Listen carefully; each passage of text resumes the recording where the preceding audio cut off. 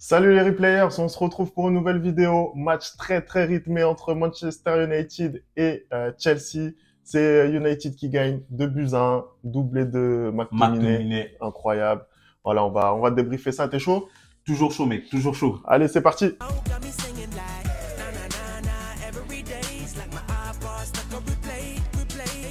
Allez, on va commencer ce débrief. Pas mal de choses à dire, hein. Manchester, ils ont eu un début de semaine un petit peu compliqué. Voilà, c'était tendu autour de l'entraîneur. Comment toi, t'as trouvé leur match? Bah, écoute, pour une équipe qui est un peu dans la tourmente, j'ai trouvé que Manchester avait fait un très bon match. Il y a eu des choix forts, notamment de la part de Ten Hag sur ce match-là.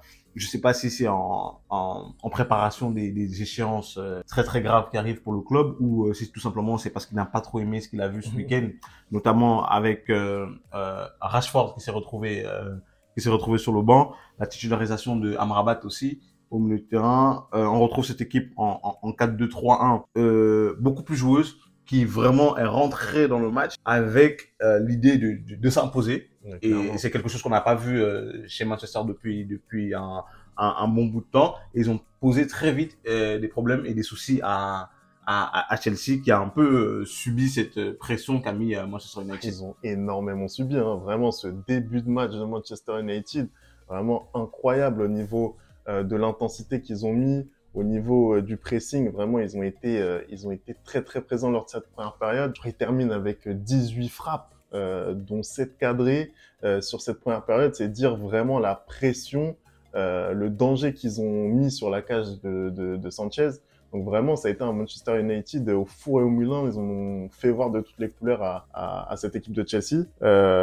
Après, voilà, sur le penalty qu'ils obtiennent dès le départ, je trouve quand même que Il n'est pas du tout justifié. ouais, c'est compliqué. Il n'est pas Pour du moi tout de siffler, justifié. c'est C'est-à-dire que le compliqué de ballon est siffler. déjà parti. Mm. Et franchement, tu vois, j'ai été tellement content quand j'ai vu Bruno Fernandes rater le penalty après, parce que ça aurait été trop dommage que le match se termine sur un fait de jeu comme ça, tu Ouais, vois. je suis d'accord. Parce qu'il y a jamais penalty. Mm. Typiquement, il y a eu une situation, comment dire, un peu bizarre pour Chelsea sur Raheem Sterling, pardon. Il y avait beaucoup plus penalty là que sur Et celui de encore, Manchester hein, City, et sur encore, celui de hein, Manchester United, et pardon, tu vois. encore, et encore, hein. Franchement, Sterling, je trouve que même Il se chose pour jette moi, aussi. il se jette, hein. Pour moi, ça se siffle pas, Hum, Sterling, hein. Après ce penalty-là aussi, qui est accordé à Manchester United, vient récompenser un peu le pressing qu'il mettait à Chelsea depuis le début Mm. de la rencontre. Et comme je te dis, pour moi, c'est un Manchester United aujourd'hui qu'on n'avait pas vu depuis le début de la saison. C'est-à-dire que vraiment, ils ont tout de suite sauté à la gorge Mm. de Chelsea. Ils sont tout de suite venus pour avoir Mm. ce résultat-là. Et la preuve, ils repartent aujourd'hui avec les 3 points.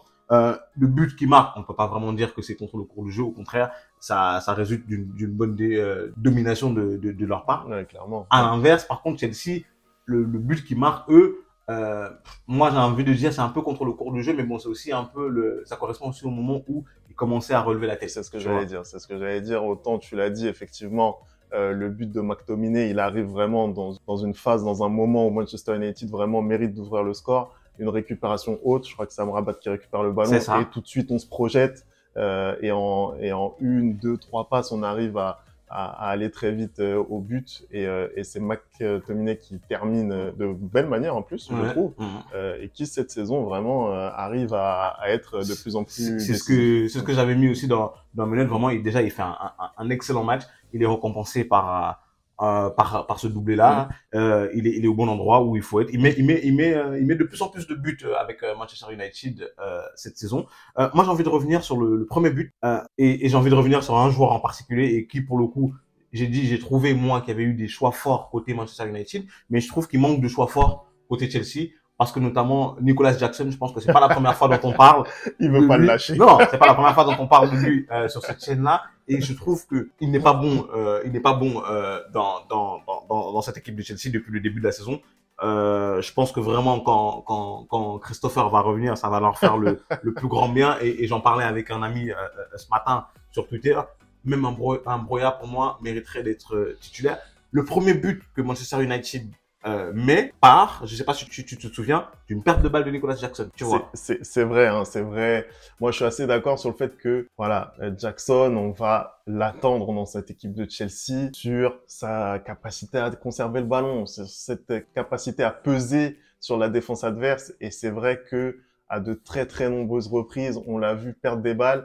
Il cherche en plus à porter le ballon, oui. à porter le ballon, à vouloir relancer tout seul, notamment sur les phases arrêtées côté United. Il veut repartir tout seul avec le ballon. On l'a vu faire des chevauchées comme ça 2-3 fois.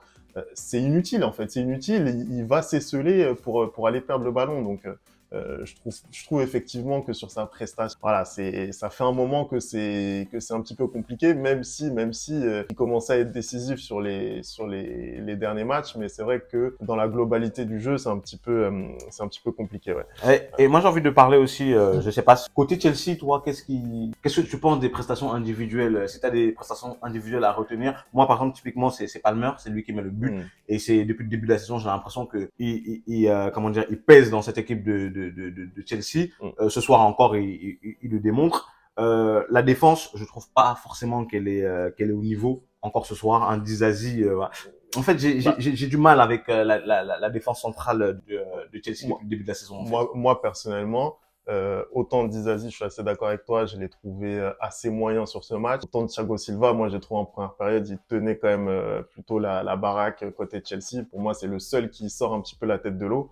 Après, pour revenir sur les performances individuelles, c'est vrai que durant cette première période, on a vu une équipe de Chelsea qui, malgré vraiment les assauts continus de United, a réussi à se procurer des situations. Oui, on a vu notamment Jackson. Et en fait, pour moi, c'est vraiment, je pense, le manque d'intelligence dans les choix, en fait, que ce soit dans l'avant-dernière passe, dans la transition, voilà, ou à la finition, que vraiment il y a des gros problèmes. Même Mudryk, il a une occasion où il tire à côté. C'est impossible. C'est pas normal. C'est impossible au moins tu cadres. Surtout que Onana a l'air un peu loin des cages. Je comprends pas comment il peut tirer à côté à ce point-là. Comment il peut autant rater. C'est très décevant. Et même Jackson, il en a eu plusieurs. Il y a eu des moments où il pouvait faire des décalages un petit peu mieux que ce qu'il a fait. Il les a pas fait. Donc forcément, ça pénalise l'équipe et ça pèse dans le bilan de Chelsea parce que au final, au niveau des occasions franches, pas été tant en manque que ça. Chelsea, ils ont eu les situations, même en deuxième période, on va en parler, ils en ont eu pour revenir dans cette partie, ou en tout cas pour marquer des buts, et ils l'ont pas fait. Je pense que offensivement, pour moi, c'est là où il y a eu les plus gros manques côté Chelsea. Après, j'ai trouvé quand même qu'ils ont mieux fini cette première période. Je trouve que voilà, ils ont quand même relevé la tête. Tu l'as dit, Palmer, il fait un exploit individuel pour d'ailleurs le petit ballon placé comme quoi souvent la précision vaut mieux que la puissance, c'est incroyable. Ouais, non, c'est incroyable de mettre ce but. Et puis même là-dessus, c'est vrai que bon, il fait un beau slalom dans la défense de United. Je pense que je crois que c'est Lindelof qui est au contact, il doit sortir sur lui. Il doit sortir sur lui. Je pense que voilà, il y a un manque d'agressivité là qui est criant de la part de Lindelof. Mais ouais, très beau but et vraiment tout en finesse. Donc vraiment, ça a été une première période très agréable à regarder, à suivre et à regarder. Et tout de suite, moi j'ai trouvé justement Chelsea, autant ils sont complètement passés à côté de la première période, autant ils ont essayé quand même de répondre au niveau de l'intensité à cette équipe de United en début de deuxième période. On a vu notamment les attaquants, par l'intermédiaire de Sterling, essayer tout de suite dans le contre-pressing de réagir justement aux prises de balles de United. Et ça, du coup, ça a permis d'avoir un début de deuxième période assez équilibré jusqu'à ce que voilà Manchester United rehausse encore un peu le niveau et au final prennent l'avantage. Et moi, je trouve que c'est de bonne augure le match qu'on vient de voir de la part des Mancuniens parce que tu sais qu'ils sont pas sur un fauteuil en Ligue des Champions, hein, ils sont même plus proches de l'élimination qu'autre chose. Et je pense que faire ce match-là et peut-être encore aller ce week-end, je pense que c'est contre Blackburn, je pense qu'ils vont jouer, je suis pas sûr. Il me semble. Bournemouth, pardon. Aller faire une bonne prestation, ça va leur donner de la confiance pour ce dernier match de Ligue des Champions pour essayer d'arracher la qualification.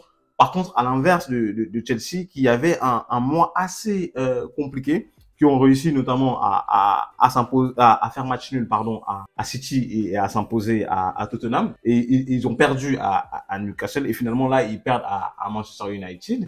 Bah, on sait pas trop sur quel pied danser avec cette équipe de Chelsea parce que typiquement ce soir, moi, je m'attendais à une victoire de Chelsea. Ouais, c'est vraiment. On avait été agréablement surpris par cette équipe de Chelsea et par sa capacité surtout à répondre face aux grosses adversités loin de chez elle. Ouais. Et c'est vrai que là, sur le match livré ce soir, face à une équipe de United qui est pas dans la forme de sa vie, Exactement. voilà, qui est même un petit peu en crise, on l'a dit. On les attendait mieux que ça. Et là, vraiment, on a une équipe de Tino qui retombe un petit peu dans ses travers parce que, en réalité, sur l'ensemble du match, c'est une victoire qui est largement méritée. Ah, mais totalement, c'est une victoire qui est méritée, mais de haut, de la tête aux pieds par United. Et quand tu regardes la prestation de Chelsea, je pense que le plus criant, ça va être aussi la prestation de son gardien, Sanchez. Je vais pas te mentir, en fait, depuis le début de la saison, j'ai l'impression que chaque fois qu'on vient s'asseoir ici pour débriefer un match, les gardiens sont pas bons. C'est dingue. Le jeu au pied des gardiens, il y a un problème, tu vois. Là encore, il a failli coûter deux buts à Chelsea par ses relances hasardeuses. Et franchement, passer de Peter Sech à Courtois à ça fait mal. Ça fait très très mal. Je suis assez d'accord. Parmi les autres leaders de Chelsea, je passe un petit peu à côté. Je suis désolé, mais James, c'est encore un petit peu compliqué sur sa rentrée. Après, il revient de blessure. On peut pas vraiment être, vraiment être dur avec lui encore pour l'instant. Il revient de blessure. Il prend un carton rouge qui est très très compliqué lors du match précédent. Il y a deux matchs. Voilà, donc effectivement, c'est très compliqué. Là, il fait pas mal d'erreurs. Ça a failli coûter un but à Chelsea quand Garnacho part seul. Effectivement, c'est voilà. James, c'est le capitaine de Chelsea, il doit tirer cette équipe vers le haut, il le fait pas, même si, tu l'as dit, il revient de blessure. Résultat des courses, ça fait les affaires de United. Bah, écoute, on a toujours au classement. Et 8e, c'est ça? Et surtout, à 3 points, ils sont 6e, à 3 points de Manchester City. Hein. Exactement. Ça, c'est quand même la grosse info, parce qu'on a l'impression qu'au final, on a deux équipes qui sont à un monde d'écart. On l'avait dit ici lors de leur confrontation directe, mais au final, il y a que 3 points entre les deux équipes. Et on a surtout Chelsea qui stagne à la 10e place, vraiment qui n'arrive pas à sortir du ventre mou de ce championnat-là. Et Manchester United, comme tu dis, franchement, on a l'impression que c'est une saison très très compliquée. Et comme tu dis, finalement, au classement, ils sont quoi? Ils sont à 5 points de la 3e place. Hein. C'est pas grand chose. Ils sont dans le match, hein, et surtout 3 points de la 4e place. Donc vraiment, ils sont donc voilà. C'était le débrief du match. City-Chelsea, merci d'avoir regardé cette vidéo. On n'oublie pas, bien entendu, les bonnes habitudes. @LeReplayFoot pour nous dire ce que vous avez pensé de ce match. On va se retrouver très très vite, hein, je pense, sur la chaîne. Voilà, dès ce week-end. Ouais, bah, on a des gros matchs. Hein. On a des petits matchs qui arrivent. On a des gros matchs. Voilà. On va se retrouver très très vite. On se retrouve pour une nouvelle vidéo. Ciao!